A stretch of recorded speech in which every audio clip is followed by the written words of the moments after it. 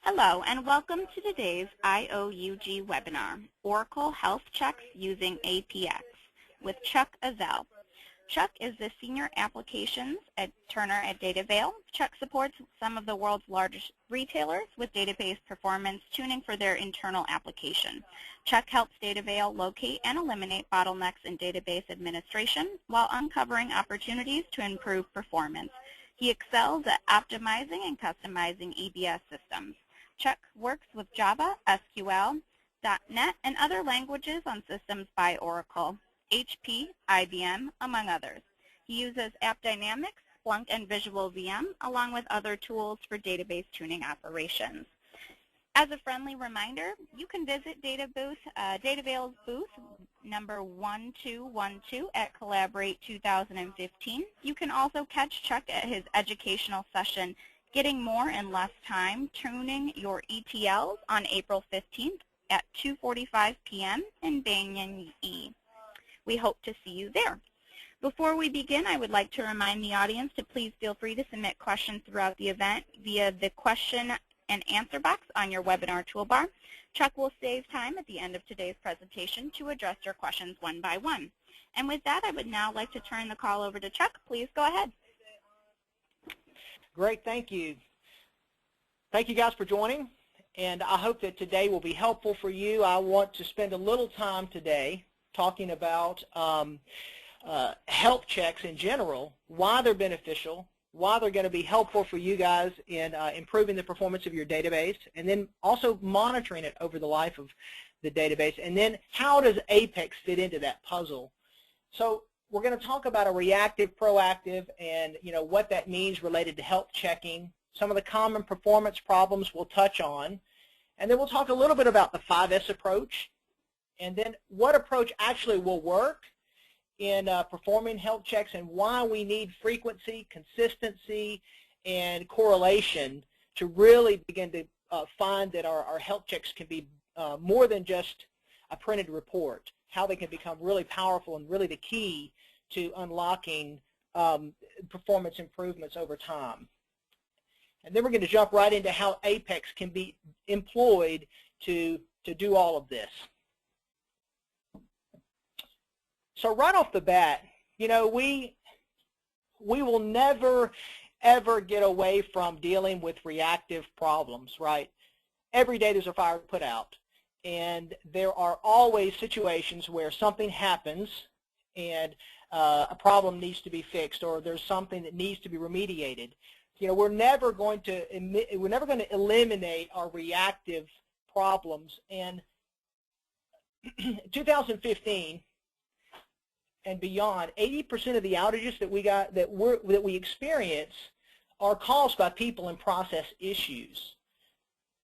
Although 75% of the overall system problems are often caused by 25% of the activity, they're rarely silver bullets that provide the solution to the problems. So I would never want to imply that running health checks are somehow a silver bullet or the ultimate solution.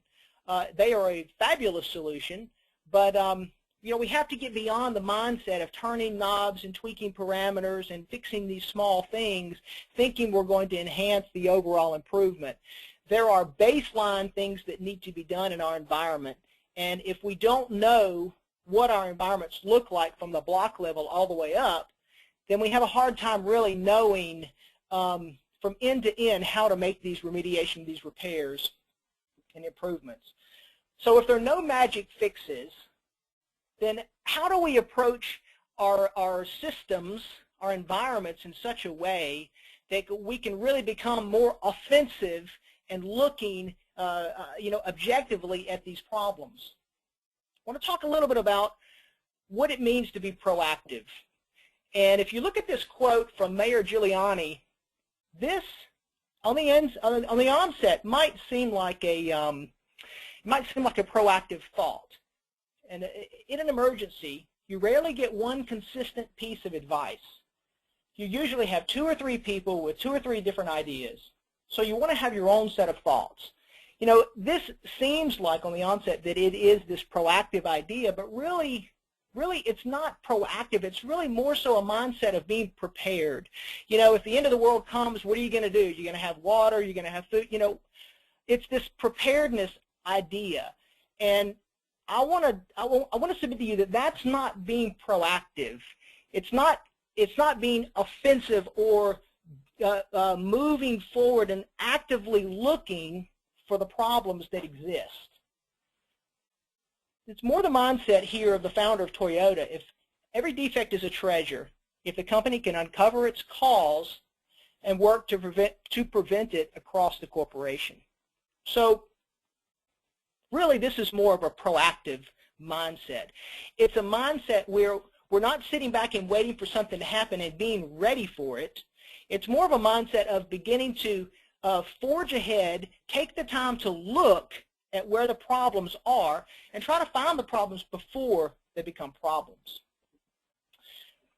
So how do we go beyond just being prepared? You know, that's typically the mindset that we find, and there are a lot of approaches that we can find. You know, we can Google proactivity, and I've done a lot of research on proactive and reactive, and you know, there are a lot of solutions out there.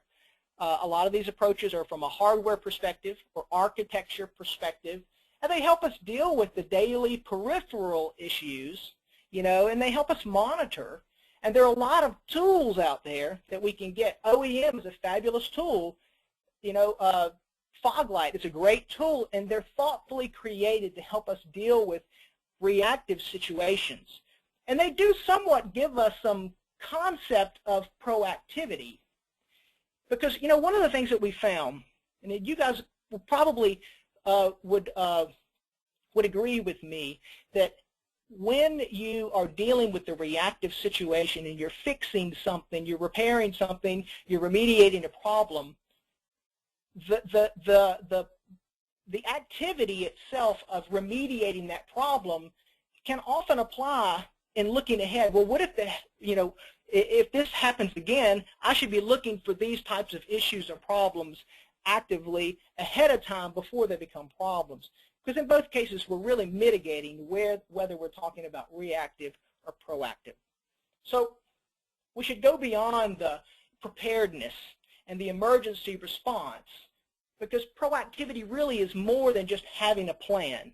Okay, so I'm trying to build this concept of the benefits really of health checks, and why health checks are really a benefit for us if we're approaching them on a regular basis. So how do we get ahead of the curve?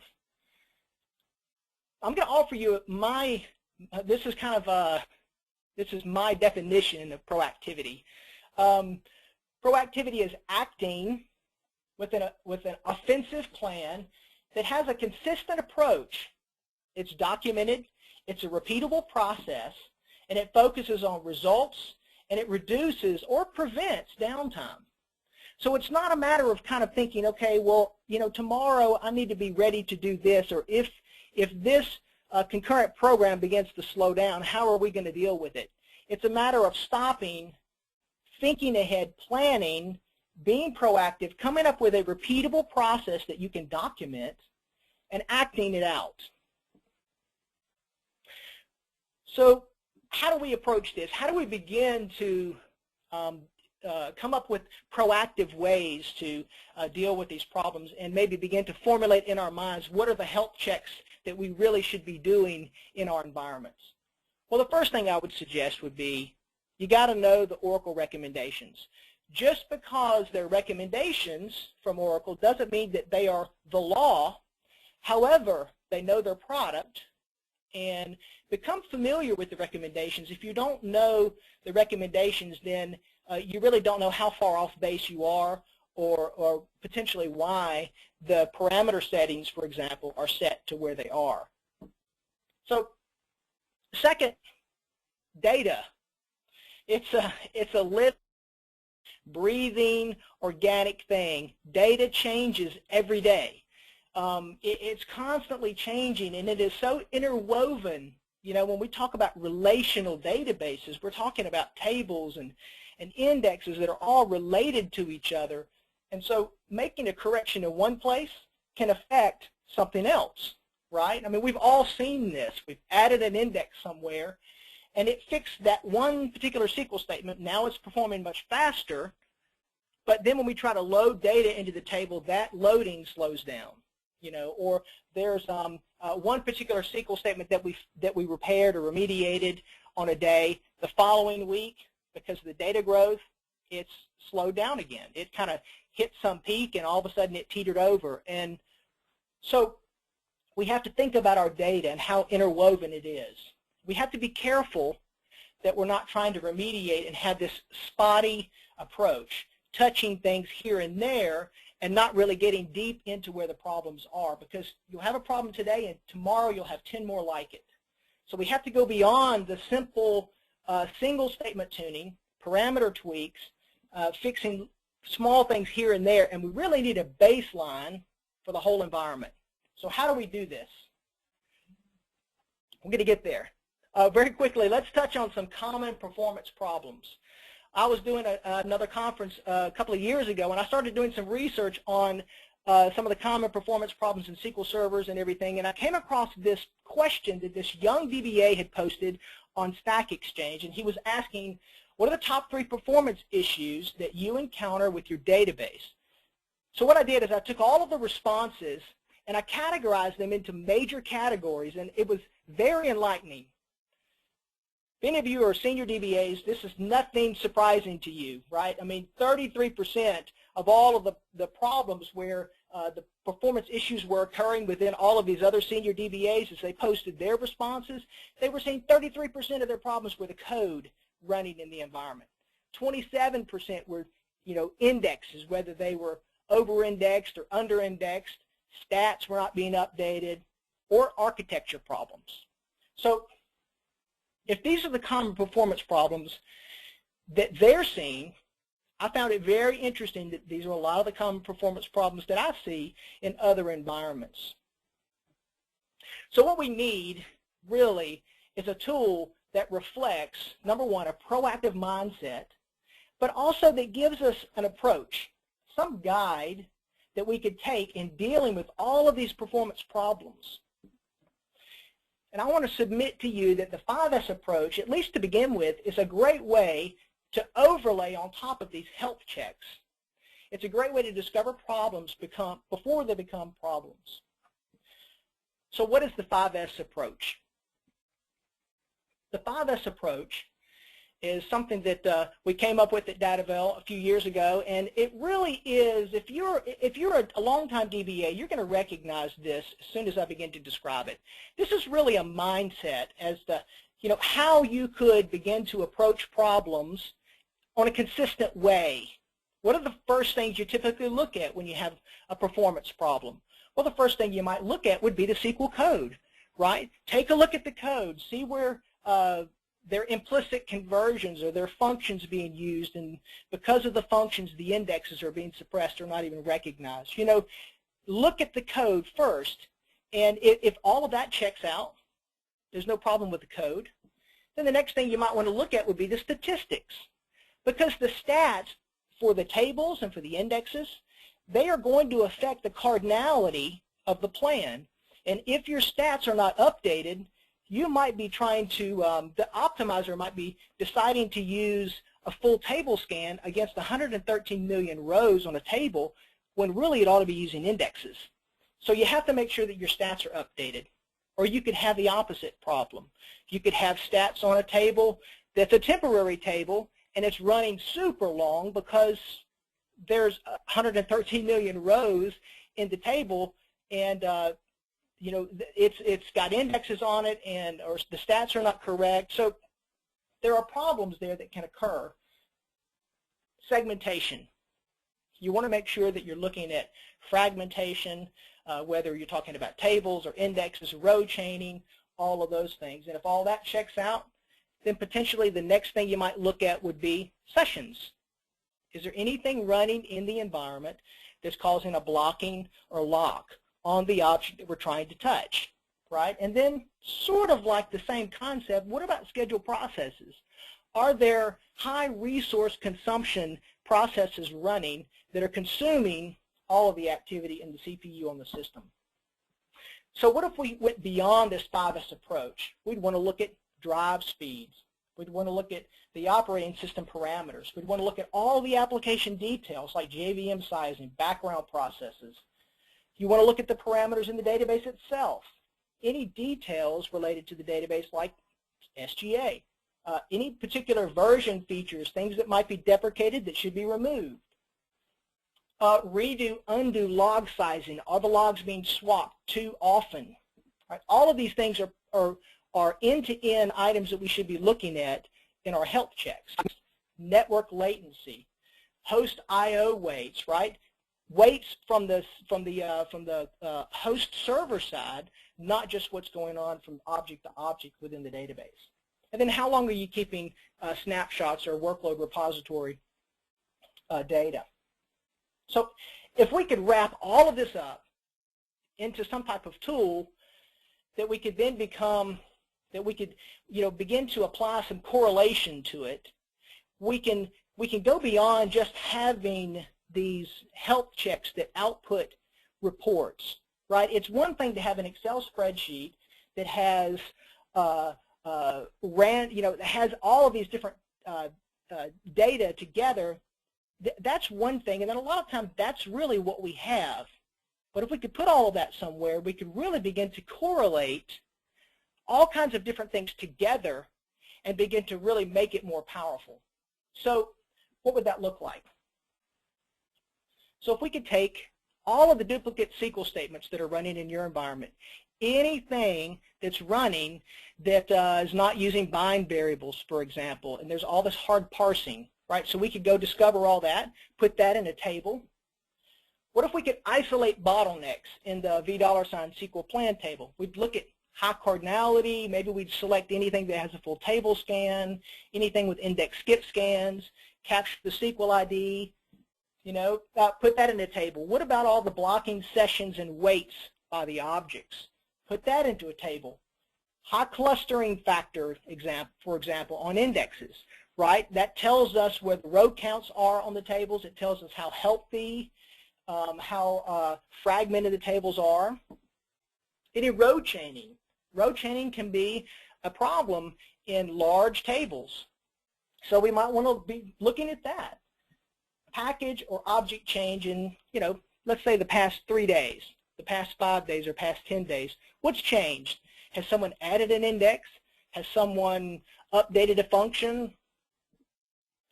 And then we might want to look at any SQL history where we see plans changing, multiple hash values for the same SQL ID, for example, where we see the plans changing frequently. So what if we could put all of this together in a tool that we could begin to correlate all these things and make better decisions about what we're seeing in the health of our environment? So maybe we'd want to use something like LAMP, right? I'm a long-time PHP advocate. I love PHP, MySQL, Apache, but Splunk is a great tool. Nagios is powerful. Or you could even create some elaborate Java JSP Oracle application. I was a Java developer for a while. I love Java JSP. It's very powerful. Or you could just use BI. Or maybe even just go a simple route and put it all in Excel and try to, use macros to kind of work it all out. But, really, the solution doesn't have to be elegant. But what we need is not a beautiful product, but we need consistency, frequency, and correlation. And you know what? Everyone has Apex. Everyone has Apex if you have Oracle. And it's a platform for developing ideas. You can develop things very quickly with Apex. It provides the rapid development and convenience for creating this repository that I'm talking about, table by table of all these scripts. So if you don't know anything about Apex, let me very quickly spend just a minute talking about Apex and why Apex. So, it's very easy to develop something in Apex. I'm going to show you some screenshots of how to create DB links and tables and other things, and you'll see that within a few hours you could begin to build a product of your own just like this. So all the metadata, it's stored in the database. It's a portable package that you could create, you could export, create a one-click install and pass it off to someone else. It's already got all the charting tools that you need built in. It uses any chart, if you're familiar with that, a very powerful chart library. All you need is a web browser. All you need is a web browser, and you can even combine anything that you build. Because it's Oracle, you can run it right alongside EBS, SAP, PeopleSoft, JD Edwards, OEM, or even a custom application that you've built running on top of Oracle. Because you're adding your own tables, your own schema, you can then tune it and add the indexing, all of the SQL queries and everything. You can tune them down to the nth degree if you want to. And then when you pass off this product, you're passing off not just a bunch of tables and scripts, you're passing off a finely tuned package that someone could install in their Apex instance, or even make it portable from one environment to another, production, development, that kind of thing. So if we were to build this, I was going to actually add a title on this slide, finally what you've been waiting for. I want to talk now about all of these details that I've mentioned, the conceptual things of capturing this data, the kind of things that we typically run today in a script. Show me the fragmentation of the tables, we get it in an output. Let's talk a little bit about an approach to capturing all of this data into an Apex repository and how we might build that repository. So the first thing we need to do is decide what needs to be captured. Then we want to decide how often do we want to run that script, or what the frequency might be for each item. Then we'll build these repository tables, and we'll select, then we'll create a DB link to pull all the data in from whatever you're trying to connect to, whether it's JD Edwards, PeopleSoft, EBS. My example is from EBS. And then we're going to collect the data from the source. And then, there might be some other things, and we're going to touch on this at the very end, some other additional details that you'll want to capture: DB name, host name, and a timestamp. So here are some items that all of you guys probably already have scripts to capture. Any of your session history blocks by SQL ID, duplicate SQL statements that exist in your environment, any long-running operations, $SQL plan activity, weights by object, weights by session in SQL, chain, all of this stuff that's going on. And again, this is a very small, I'm trying to kind of limit this example so that we can really get our minds around it, but it's a very small capture of what's happening in an environment at a particular moment, right? So we would go back and add other things like host operating system parameters and other details later. So the first thing we'd want to do would be to create a DB link. It's the fastest way to get data into a repository that you're building, and I'll show you why. You go here, you go to the create object on the home page of Apex.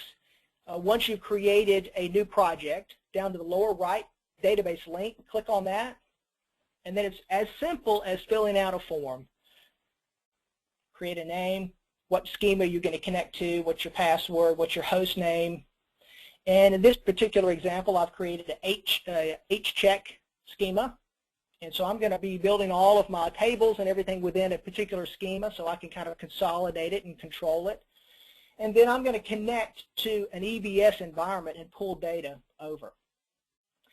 So a really quick way to begin to build all of these tables, let's say you have 10, 20, 30 scripts that you want to begin to run on a regular basis to pull data into a repository.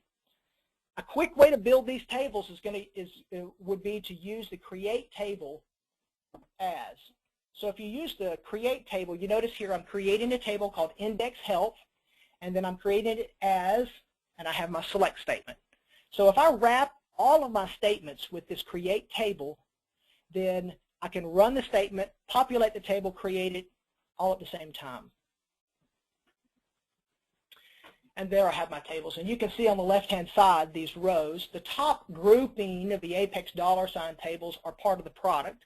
Then the lower half, you can see the tables that I've already built in my repository for this example. The session history blocks, the long ops, the one I focused on here, and all I did was run that create table statement, and it created this for me and populated it. Now, once we have the tables built and we have our repository built out, you know, it's kind of a one-time thing. You want to continue to populate it.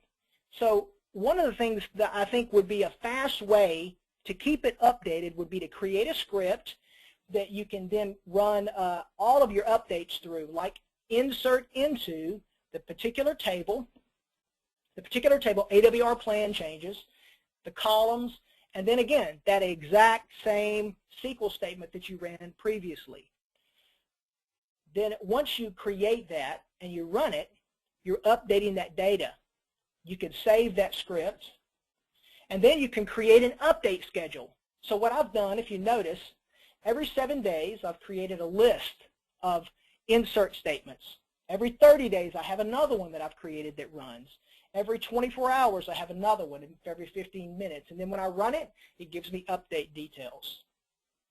And then you'll just use DBMS Scheduler to create that job and run those particular jobs on any regular schedule.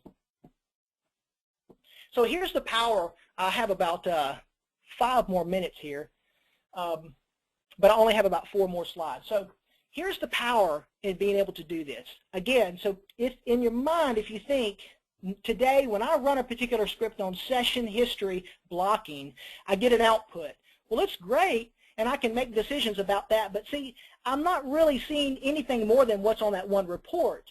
But if I create a repository, then I can actually put all of that data into the table, and I can populate that table and begin to correlate details.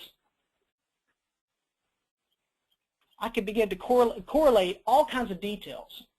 So for example, I'm looking at long-running SQL statements, right? Everything that's running in the environment that runs long. But you know what? If I were to try to just capture a report on long-running SQL statements, I'm going to see things that are running long, and there might be real reasons why they're running long. So that's really not enough when we talk about correlating things. What if we added in something from the $$ table where we're capturing high cardinality? So if we were basing everything on a SQL ID, for example, we could look at all of the long-running statements and then join on the SQL ID for high cardinality. That gives me a little more clarity about maybe why they're running long. All of the weights by object could be added into that. So then not only do I have long-running statements, but then I have weights that are happening by the particular object. So I have let's say I have a GL table, and I know this GL table is really large, and the activity is slowing everything down. I can begin to make better decisions about my create accounting concurrent programs. Then I might even want to correlate that with full table scans that are occurring or index skip scans that are happening on those particular objects. And again, where any long operations are occurring. So if I'm looking at long operations, right, they are block by block, slow block by block reads. They are, it's very slow activity within the system, and it's something that you'd want to monitor. But long operations by themselves don't tell me a lot. But when you begin to combine them with all of these other details, like table fragmentation, then you can begin to really deal with things in a powerful way, right? You're dealing not just with long-running SQL statements. You begin to see, okay, here are all the statements that are running long, and they're running long because I have high cardinality, and there are weights that are occurring by the object, and there are full table scans and index skip scans happening, and they're also happening with long operations, and these tables are fragmented. So immediately you have a list here that you can begin to take action on. So your next steps might be remediate by doing reorganizing all the tables, right? Take the tables off of this list, do your reorgs, and eliminate the fragmentation. Come back and run this report within a day or so and see how things have begun to level out. Chuck, if you wouldn't mind, I'm going to chime in right here. We have someone in the audience Sure. who just was hoping that you could repeat what ISS is. Oh, yeah, sure. It's an index skip scan. Perfect, thank you. And just so you know, you do have about 20 more minutes left to present the material, so please go ahead and don't feel like you need to rush. Okay, great. Thank you. I apologize. I was looking at the wrong clock. I've been on the phone for an hour. Yeah, an index skip scan is something that's occurring, that it will occur in your environment if the filter or the condition in your SQL statement is if it matches a particular column in an index. So, you know, some indexes have single columns, and it might just be on the first column or primary key in that table. But then you might have compound indexes where you have multiple columns, 1, 2, 3, 4 columns that are indexed in a particular table. So a skip scan, what's happening is the optimizer is choosing that index for some reason because the third column or the fourth column or the second column in that index matches the filter, and so, or matches because of the cardinality. It's making a decision that it's thinking, you know what, because of the cardinality here of the rows that I'm filtering down to, I could just use this index even though it's not the best one, and I'm going to skip over the first column, I'm going to skip over the second column, I'm going to use the column of the third column in this compound index. That can be just as a big of a performance problem as a full table scan at times, right? And full table scans are not evil. You know, there are reasons why we'd want full table scans. It's much faster to do a full table scan with a hash join than it would be to apply an index with some type of nested loop, you know, depending on the number of rows or the cardinality. So, yeah, I hope that clarifies it a little bit. The ISS is just a short way of saying index skip scan, and FTS is a full table scan. So this chart is just, really, it's just another way to see exactly what we described. You could begin to look at your top statements, and you know what you could do on a Monday, you could build your list of, hey, here are the things that we need to tackle this week. And let's begin to deal with these performance issues from a health check perspective from end to end. You could even take a look at segmentation health. How are your indexes looking? What are the, you know, where is your fragmentation happening? And you could pull that list of those 4,672 indexes there and look to do rebuilds or deal with them at the table, and then do the reorgs on the table and then rebuild the indexes. You could even dashboard this whole thing up, right? And all of this is very easily done in Apex, very fast, very easy to do. And you could create dashboards and be able to see all of the correlated events all in one place. So how would we do this from the enterprise? Excuse me. So from the enterprise perspective, I had mentioned there are a couple of things you might want to think about, and they're really going to be helpful for you if you wanted to correlate all of these details across multiple databases. Let's say you had a 3-node rack, or let's say you had multiple Oracle environments and you built a repository. You could take those, you know, you'd only have to run the create table script once, build your repository of tables, and then take those inserts and make multiple DB links, and make sure that you're using a couple of extra things in order to help you differentiate between all the other details you're correlating from multiple environments. That would be something like a timestamp. When are we capturing this data? At what day and what time? And then from what environment are we capturing it? You know, so if I'm capturing it from EBS, maybe we create a particular instance name for EBS. We create a particular instance name from BI, from our Informatica database, you know, you could probably, actually you could do the same thing with the SQL Server. And you could correlate all of these details into your Apex Health Check product. So very just trying to sum everything up here, proactivity, dealing with things end to end with a health check, it's acting with an offensive plan. You know, you're acting, you're moving ahead, you're looking ahead, and you're working to find problems before they become problems, but it has to be a consistent approach. One of the things that I see time and time again in environments is that people have done, they have a folder of scripts that they run, and they will run that folder of scripts, and they might run 2 of them or 3 of them, and they look at the output, and then they go try to deal with something. That is the spotty approach that I'm talking about. You can't really deal with things from end to end if you're dealing with them from that perspective. You have to really be able to look at it end to end with a consistent approach. Then you have to be able to document it. You have to be able to repeat it.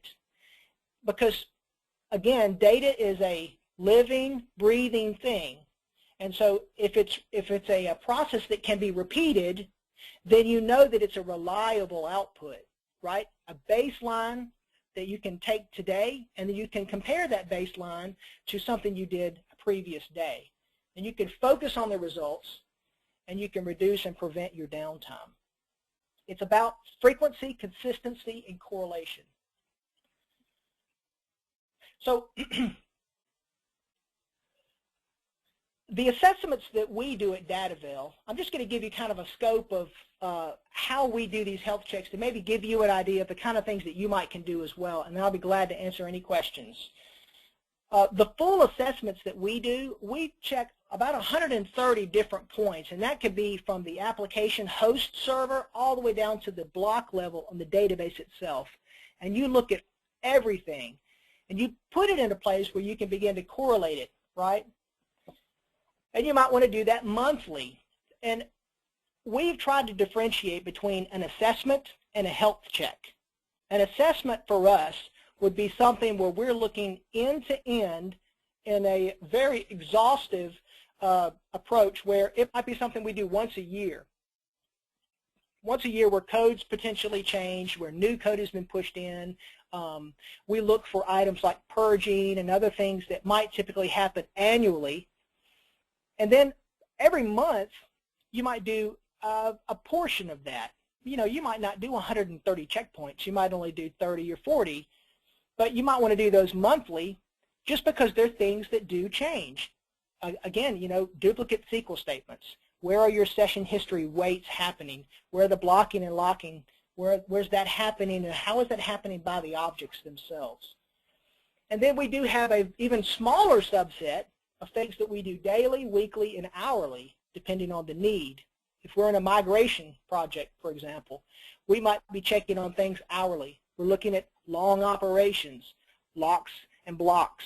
You know, during a month-end process, there ought to be a health check thing that you could run, and you want to be thinking about what are the types of things that you can gather.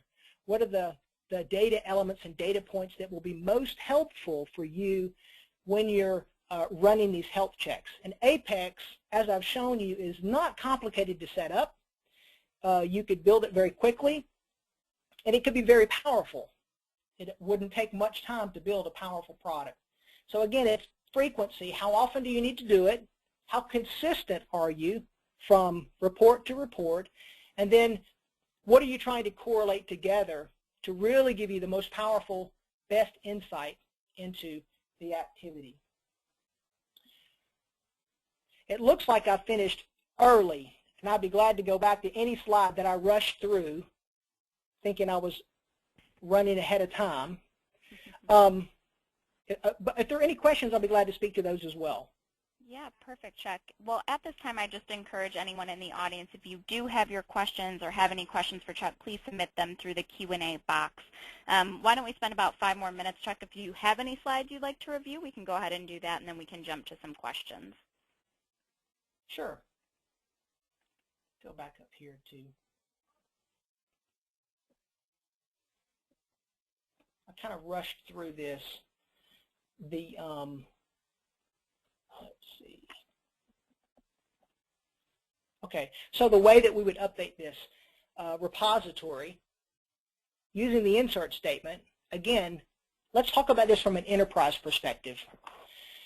If you were going to do something like SQL Server, and you were going to create scripts to pull data from SQL Server into your Apex repository, the only thing you're going to have to think about is how can you, the differentiation between the column types and the data types, because we know that Microsoft has its approach, and the architecture it is a relational database, but the architecture is a little different than the architecture of Oracle. So the things like blocking sessions, there's going to be a difference. So you'll have to either you'll need to know SQL Server well enough to correlate it with something happening in Oracle. Let's say you have an ETL that's running and your source is EBS, but you're pulling it into a Microsoft or Microsoft-based or SQL Server-based ETL. There's there's things that you're going to have to think about and how you're going to compare what's happening where, because again, the power is going to be in that correlation, and then how often you run those updates. The frequency of how often you run these.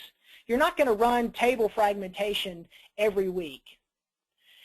You're not going to be looking at index your the cardinality of the tables themselves as they're acting. You're not going to be looking at that every week. You want to be looking at that as that occurs.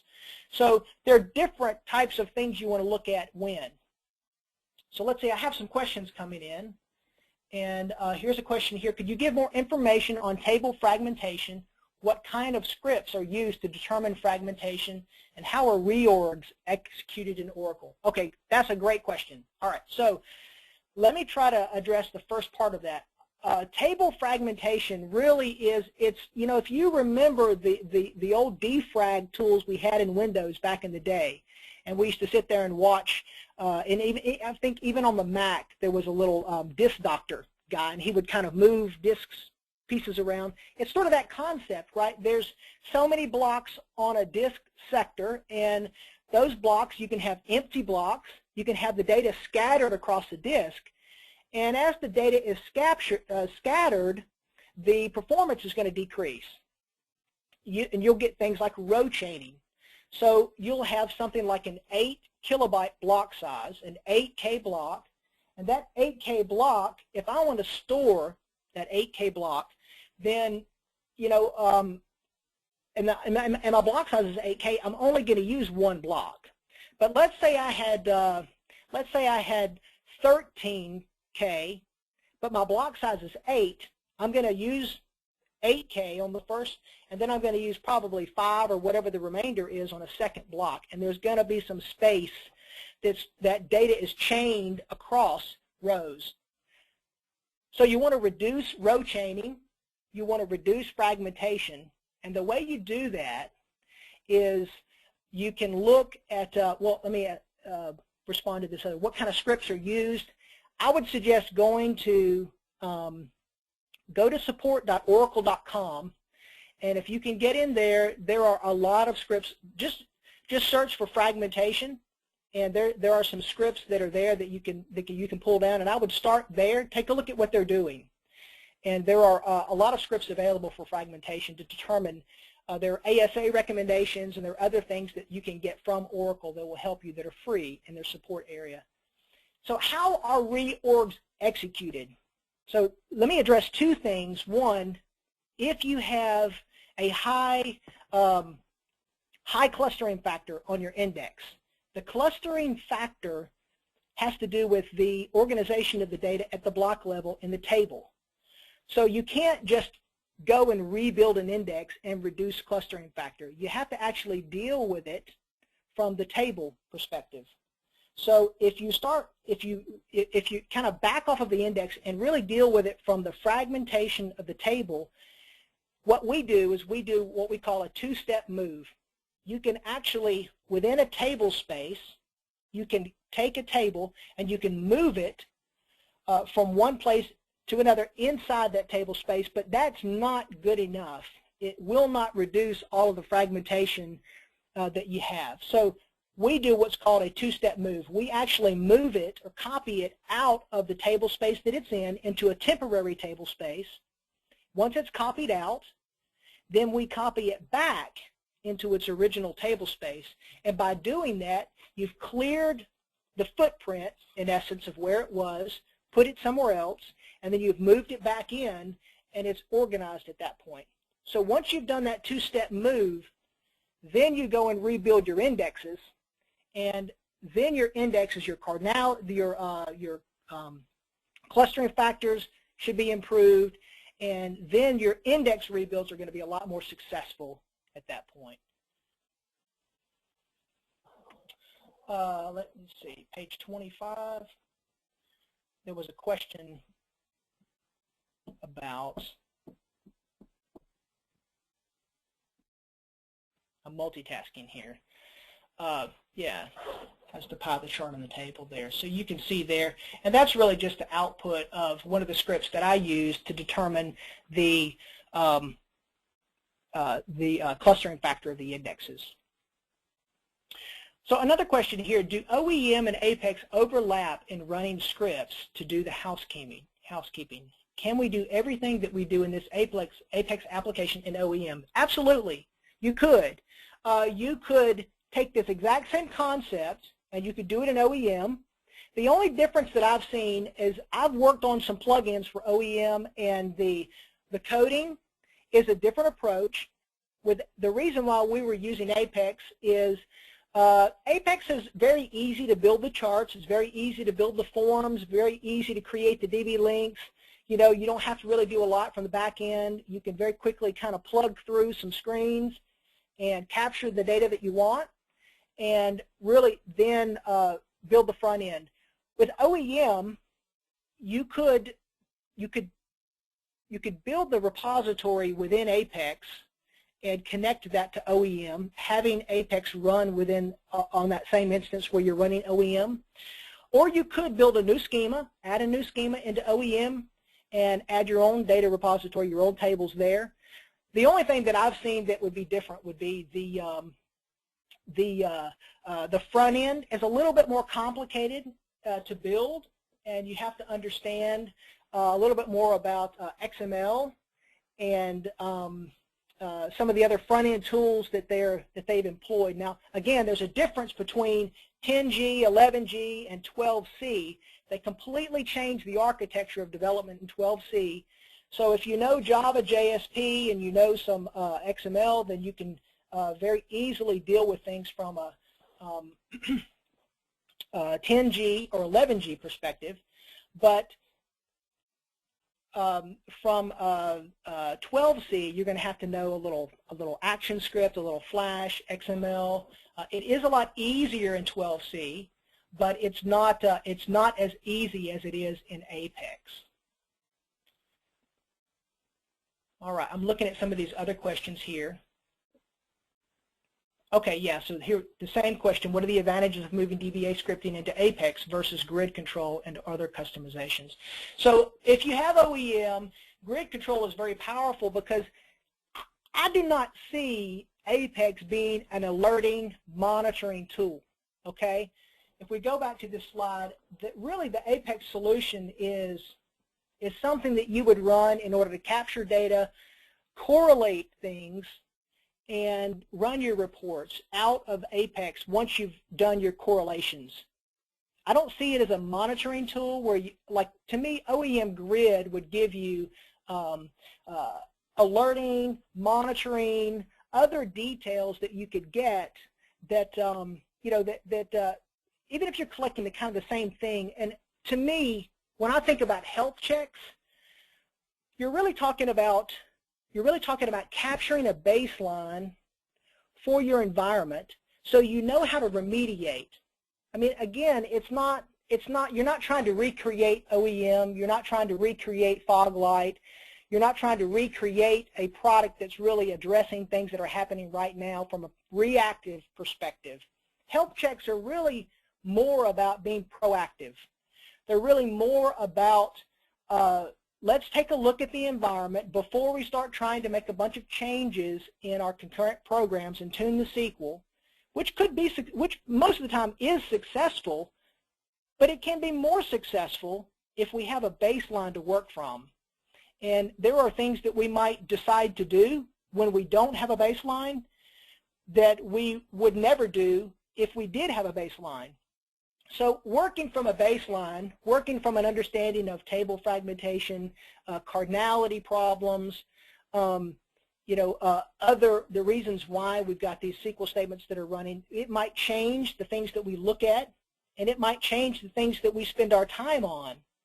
So I think, to me, it is a very different approach, health checks in Apex versus OEM. Now, you can still do a proactive tool in OEM, but like I said, it's sort of a different, it's still a different approach. Are there any other questions that I've missed that I haven't addressed?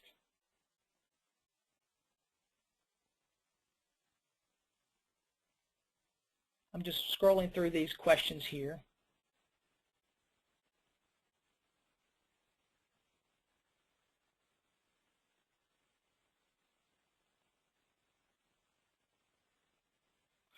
Elaborating on what the baseline should consist of. If we go back to this other slide previously, and all of these slides will be available for download.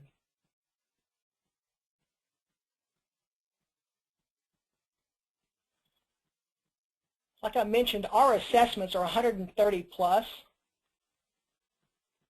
and 130 plus checkpoints.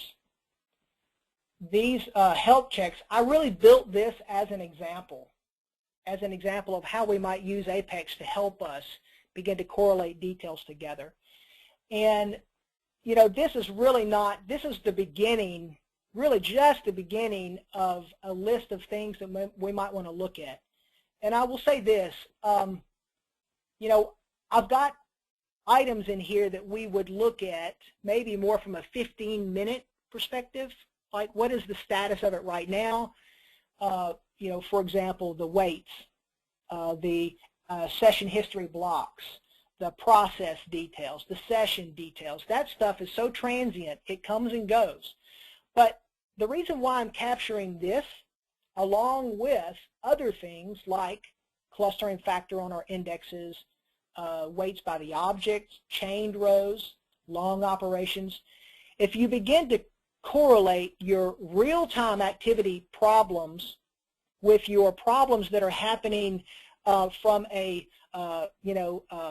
long-term perspective, then you get a lot more insight into why you're having these problems from a long-term perspective, right? So why you can begin to build, or why you would build a baseline of your environment. And if we go back to the 5S, I don't have a exhaustive list of items that would be in a baseline environment, but my suggestion would be to, again, go to support.oracle.com, and there are health checks. If you go and look, there are free health checks for workflows for EBS. There are free health checks for J.D. Edwards. There are some basic health checks. And what we've done is we've taken all of the Oracle recommendations, and then we've taken other scripts that we've built over time, and then everything that we begin to see in customers' environments is all of these health checks that we've done. We're finding, oh yeah, we need to make sure we go back and look at this, and we go back and look at that, because this customer had that problem, but we didn't even look at it previously. So, there are things that over time, that 130 plus checkpoint assessment begins to grow. And again, it's not a matter of just running a bunch of reports. It's really a matter of comparing things. And so this is a great question. How do you correlate things? Do you have a standard method or function to see true correlation of two or more items captured? Could you look at similar lines on a graph, but anything mathematical? I don't have any algorithms or any formulas that I'm applying to this, really. What I'm doing is I'm thinking of this from a perspective of a DBA. I'm thinking of this from a join perspective and a query. So I've captured all of this data into a table, let's go back here to this approach. I've captured all of this data, SQL data by the SQL ID, and I want to join that SQL ID to other problems that I found, other scripts. And so, yeah, there's not really, now that's not to say that we couldn't apply some math to it, right? We could begin to think about our cardinality, problems with our cardinality, and begin to correlate that with problems in our fragmentation, because, you know, cardinality is really just a fancy word for the number of rows that you have that you're dealing with. So if I have a GL table, and that GL table has 30 million rows, then if I do a full table scan, that explain plan is going to show me trying to do a select against 30 million rows. But then if I actually throw in there, so that 30 million would be the cardinality, but if I throw in there some type of filter, like I don't want to see all 30 million, I just want to see the all the rows that have a particular OU unit that's you know, GA. So if I all of a sudden then I've taken that 30 million rows and I've changed the cardinality, I've reduced it, hopefully I've reduced it considerably, and then because the cardinality changes, the optimizer sees that I'm making a difference, and I'm adding a filter, I'm changing the cardinality. The optimizer might choose to use an index. You know, there might be an OU index. Now that might be a problem in that it might be that the OU might not be the first column in a particular index. It could be the third column. That could be a problem. It might create a skip scan, you know, but it might still be faster than trying to do a full table scan against 30 million rows. So if you think about those problems from a particular perspective, I used to have a quote in here from Tom Kite where someone had asked him, do you have a simple approach to tuning SQL statements? And his response to that DBA was, look, if you want a simple approach, go buy a tool. Go buy a book. You know, you can't tune 99% of the SQL statements out there with a simple approach. If you want to tune 99% of all the other SQL statements that are causing you problems, then you need to know something about drive speeds. You need to know something about network latency. You need to know something about fragmentation. All of these other details in order to help you make sense of the explain plan. So I'm not, maybe I think I'm answering your question. I don't know that I don't have a mathematical equation to correlate things, although I think one could be applied to some of these reports. I'm thinking about it from a DBA perspective. What do I need to do today to make sure that I don't have to stay in the office over the weekend and do table reorgs? Or, you know, how can I fix these problems before they become problems? Any other questions? It looks like we're down to 1 minute. I'd be glad to answer anything else the last second here. I apologize for going so short, but I think we've had some really good discussion here. Yes, great discussion, Chuck. So if you don't mind, I'm going to go ahead and wrap up. So do you have any last thoughts you'd like to share with the audience? Not at all. I really appreciate everyone staying with me. And I think Apex is a great product, and I think it can really be a powerful way to correlate everything together. Perfect. Great. Well, then at this time then, Chuck, I'd like to give you a big thank you for presenting today. I certainly took a lot away from this presentation. It was packed with some great information there. I'd like to remind everyone in the audience that if you are going to attend Collaborate 2015 and would like to continue the conversation, you can stop by the DataVeil booth at 12:12, or you can attend Chuck's educational session, Getting More in Less Time, Tuning Your ETLs, on April 15th at 2:45 in Benyon E. Before we conclude, I'd also like to encourage you all to make note of our upcoming webinars and past webinars by visiting www.ioug.org. A recording of today's webinar will be made available for download on the IOUG website in the Solutions Center by this evening. You can also check the playback of today's recording and slide deck at datavail.com/resources. Again, that was www.datavail.com/resources, and you can find the slide deck and playback there. I'd like to thank Chuck once again for speaking with us today and everyone else attending online. There is a survey after this webinar for you all to complete. We certainly appreciate your feedback in advance. Thank you again for attending, and I hope you have a great rest of your day.